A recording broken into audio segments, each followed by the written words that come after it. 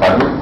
Can we do it? We can apply all the defective on the stock equipment inside the customer. And think of better is to take one equipment as a whole. Yes. If you have a specific some equipment, then you need to monitor its data separately.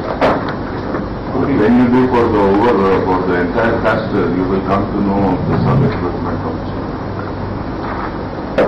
What is including the only quality is one of the parameters in the regarding the only. So in that case, when I'm calculating for the cluster, some of the troubles applying the cluster or some of the quality issues is accounted for the electrical furnace or accounted for the house regular. So how am I supposed to account for the cluster? Although it's not the fault of the cluster that the product is not a fault of the defect. You know, if the cluster receives the heat from the electrical furnace and there are no temperature, something called the clogging So how much problem you deduct from the total output of the cluster? Okay. Yeah? You are here?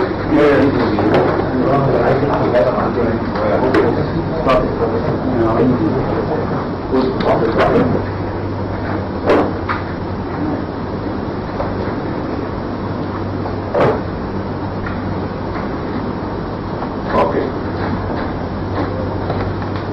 When we were in 5 years, we were discussing that Seri tells you what to keep, Shutdown tells you how to keep and where to keep.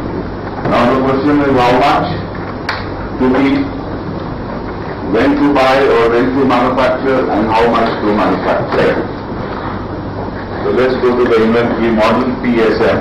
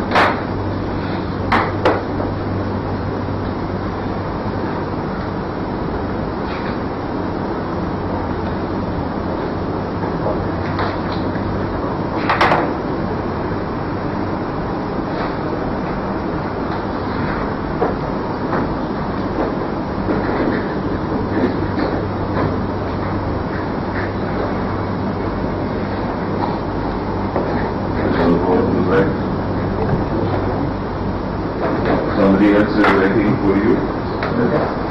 You are writing, you are an assistant. I like that.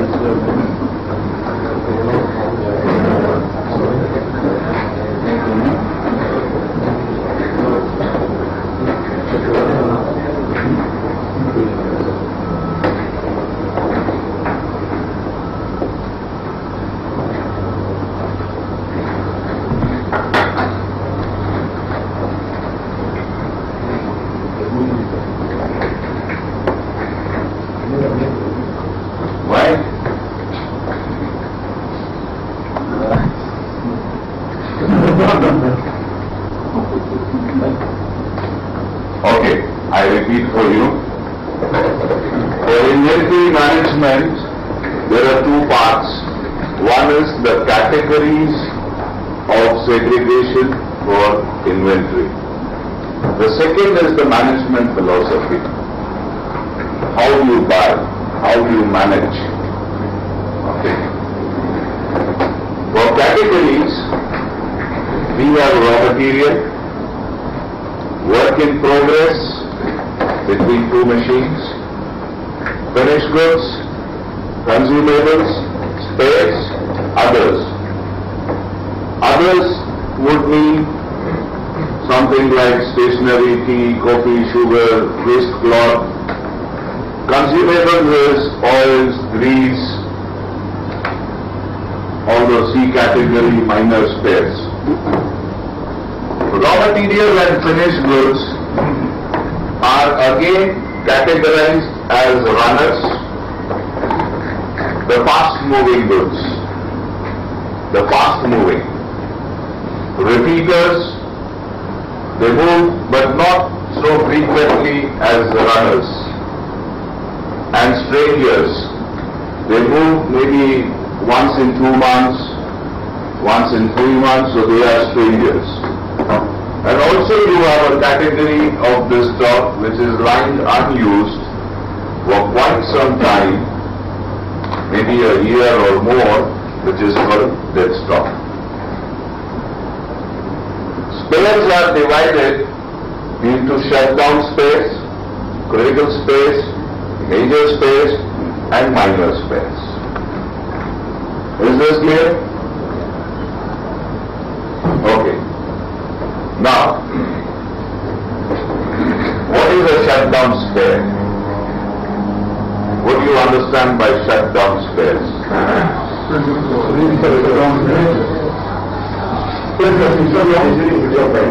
During the shutdown, planned maintenance. So when you are categorizing these spares as shutdown spares, so you have a list of these spares for all the machines, okay, which need to be used when there is a shutdown. So there is a list and you buy before the shutdown.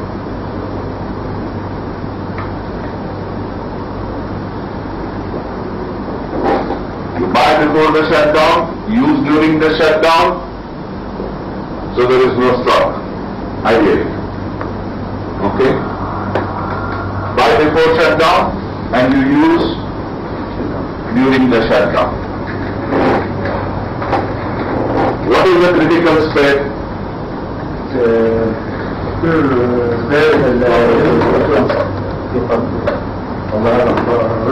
Anybody else? They are fighting. Anybody else? What is usually stop if not this spare for this. Yeah. Critical spares means if they are not available,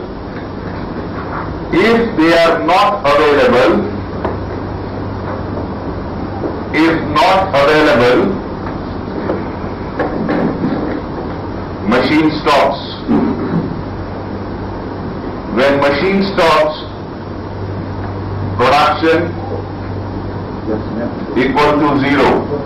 So sales equal to zero. That means there cannot be a sale if the spare is not available. This type of spares are normally provided by the manufacturer who has supplied the equipment, unless and until you have developed somebody to give you that kind of a spare. Normally, they are supplied by the supplier or the manufacturer of the machine.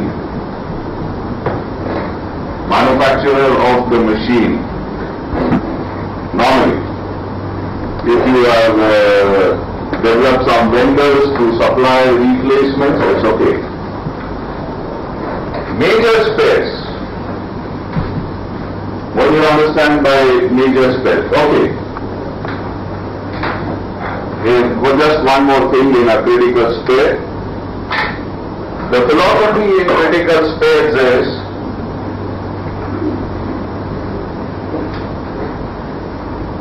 keep one, use one, buy one. Because they are very expensive. They are very expensive. One means it could be one set.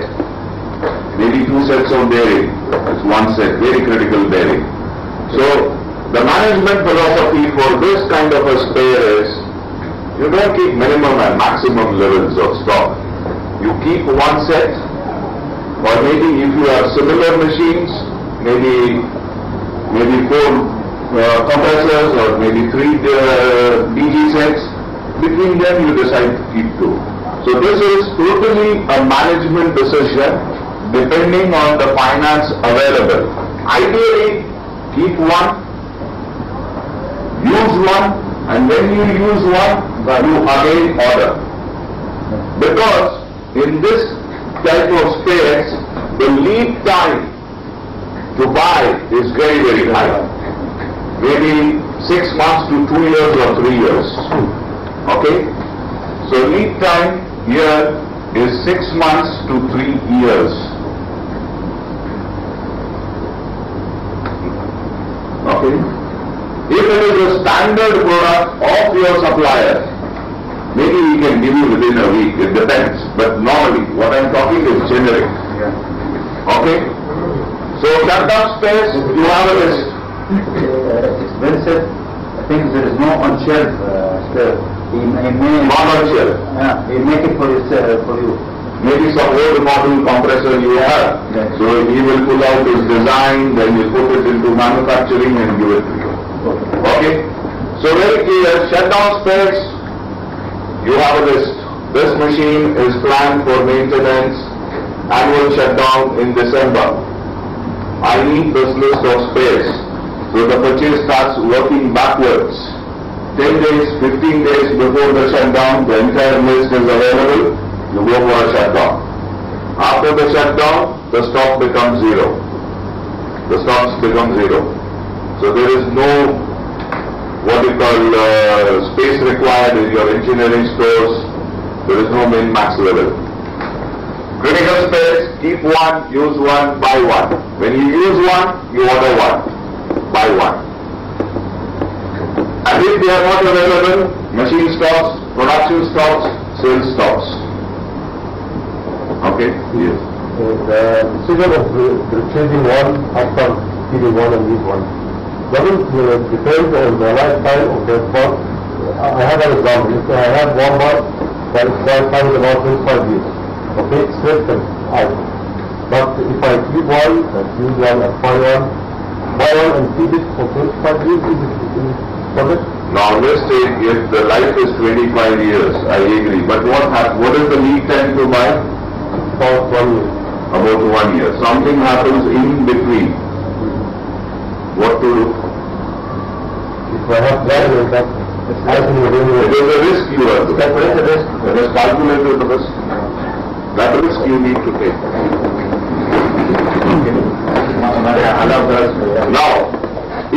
Now coming back to us to decide. This is for the top management to decide. Now coming back to your problem, if the life is 25 years and the cost of the spare is $5,000, $10,000, I'll still buy it because it is nothing. But if it is costing you $200,000, you need to think. Who should take this decision? That is your engineering team, your purchase team, and your finance department. Engineering team first, because it's their job to keep the machines running. So they give the requirement to purchase department. Purchase is just moving the documents. Finance, three people, not one. Until The money work always. like we said, this is a risk. The risk should be taken by someone. Not someone, it's a team, my friend. Okay. It's a team decision. Let's say, hold on. Let's say he comes and says, I need a spare, but it's cost $250,000. Your company is not ready to invest because of certain financial issues. So it is not that he is not on for the spare